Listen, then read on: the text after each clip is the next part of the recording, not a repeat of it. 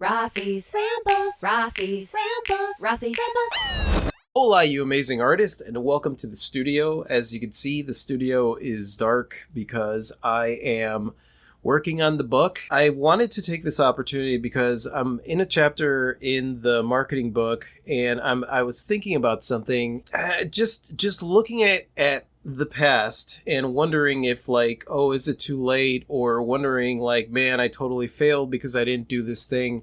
I'm not doing a good job of describing what it is that I want to talk about, because it's something that's been running through my brain this morning. There have been throughout my life a lot of attempts to get into something creative. When I was a kid, the things that I loved the most were movies and film, art. I loved creating art. It didn't matter what it was: sculpture, paintings, drawings, sketches, whatever it was. And also reading. I loved reading. When I got a little bit older and I wondered about what it was that I wanted to do with my life, there were two main things that I wanted to do. I never really wanted to become an actor, but I wanted to be a writer. I wanted to be a screenwriter, and I definitely wanted to be an artist. Those were the things that I wanted. And also there was musician. I was fascinated by music. My grandfather would play the guitar, and I loved music. But the main thing was art and writing. As a kid, I always got rewarded when I would draw something, or I would write like a little short story or something like that, and my mom would put it up on the refrigerator. As I got older, though, it was almost like, all right, time to get serious here. What are you really going to do with your life? And of course, being who I was in my family, it was expected of me to just work the jewelry business, which is what everyone in my family did. I was expected to be next in line. Basically, I was being groomed to take over the business. And although jewelry is an extremely creative thing, it just wasn't my passion. Now, don't get me wrong. I love creating jewelry. The only thing is that the business side of it with my family, it was almost like there was this motto, the money is in the repairs, it's not in the design. And I always hated that. I hated that because I loved being creative with stuff. I wanted to invent new things.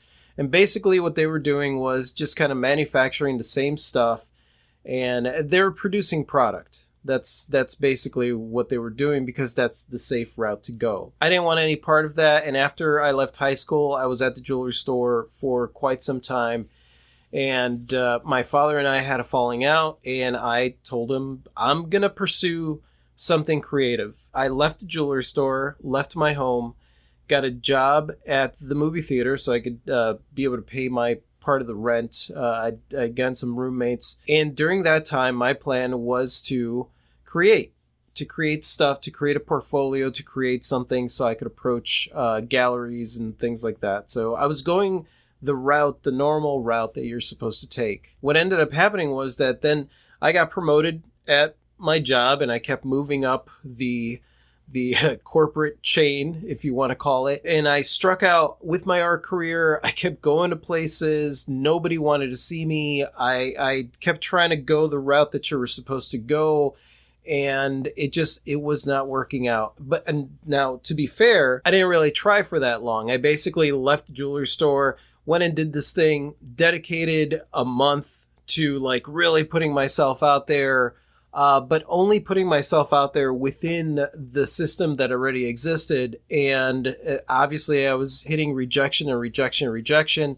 I think I hit, and when I say rejection, it was 3 rejections. And then I kind of backed away and was focused more on the areas where I was making money, which was my job. If I could have done anything different, I would have just kept focusing mostly on the art and the writing and not my job. But I focused on my job. Cut to several years later, and now at this point, I'm in corporate management, and I am, making money, and I'm wearing suits and all that stuff. And I get a phone call from my brother. My brother was a musician, because I really pushed for him to keep doing the music, ignore what everybody else is doing. So basically my brother was doing what I wanted to do, which was be a creative, go out there and be a creative, and be self-employed, create your own career. Now, it wasn't easy for him. He pushed through, but he pushed through for 10 years doing whatever gigs he could. He was really putting himself out there. He was inventing new stuff. Like, basically, he was doing exactly what I should have been doing if I was planning on putting myself out there. But instead, I took the timid approach and didn't really push myself too much outside of my comfort zone. And I was painfully shy. And my brother at one of his concerts met a screenwriter from Hollywood, and the screenwriter had written a very popular movie of the time. And the screenwriter was interested in reading some of my scripts. What ended up happening was that my life, the way that I had set up my life, I did not have the support system. I didn't have the friends that would support me in doing what I was doing. And so at that point, when I pursued that and started to really write, I kept getting interrupted and people kept telling me, you should be doing this, you should be doing that. So I had way too many distractions to be able to finish the script. And instead of pursuing that and pushing through the suck, I gave up. So cut to the future. And at this point, I've been working a corporate job for maybe 12 or 13 years, right? From the moment that I left the jewelry store. I was the regional sales manager for the West Coast, and I was traveling a lot, and I was staying at a hotel room, and I remember sitting on the edge of the bed and looking at myself in the mirror and realizing that I did not recognize the guy that I could see in the mirror, right?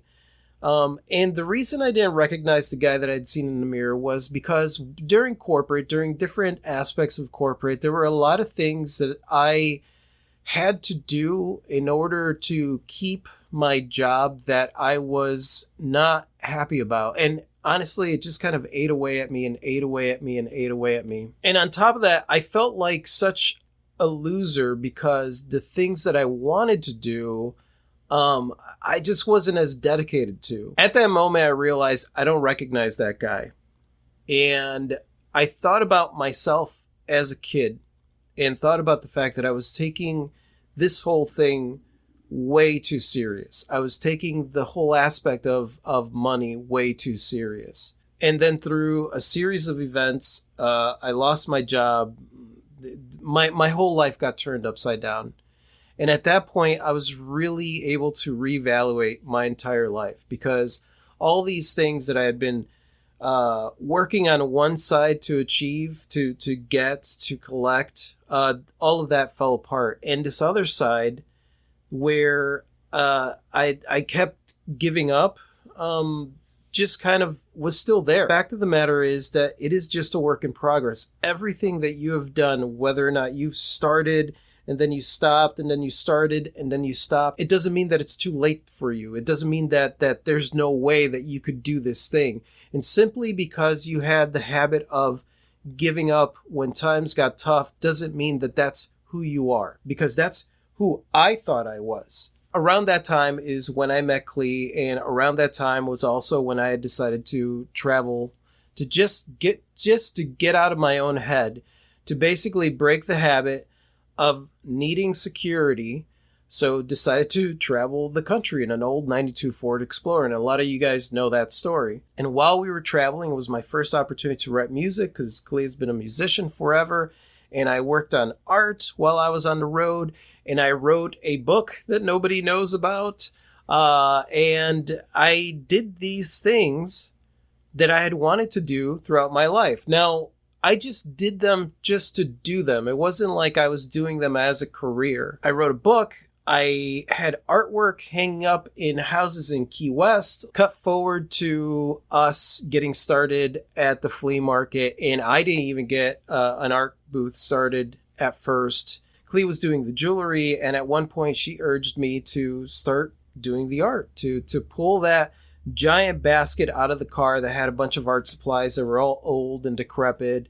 And somebody gave me poster board, and I found pieces of wood on the side of the road, and she said, go ahead and do your art and let's see what happens. And from there it just grew into what it is now. And I think that is the thing. Before it was like, this needs to happen. If it doesn't happen by this time or whatever, I put so much pressure on myself. And then feel ultimately like a failure. Whereas when I started the iteration of what I'm doing now, I had nothing to fall back on.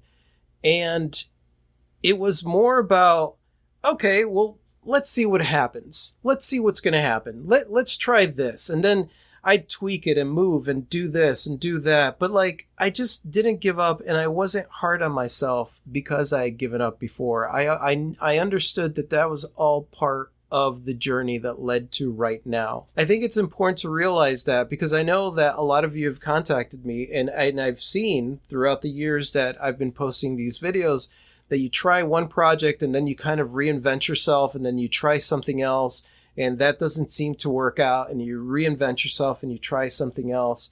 And I know that there could be a tendency to feel like you are doing it wrong, or that you got it wrong, or that you're stupid, or whatever it is. And the fact of the matter is, this is life. This is the life that you're living. It doesn't matter if you try to do something and it didn't work out.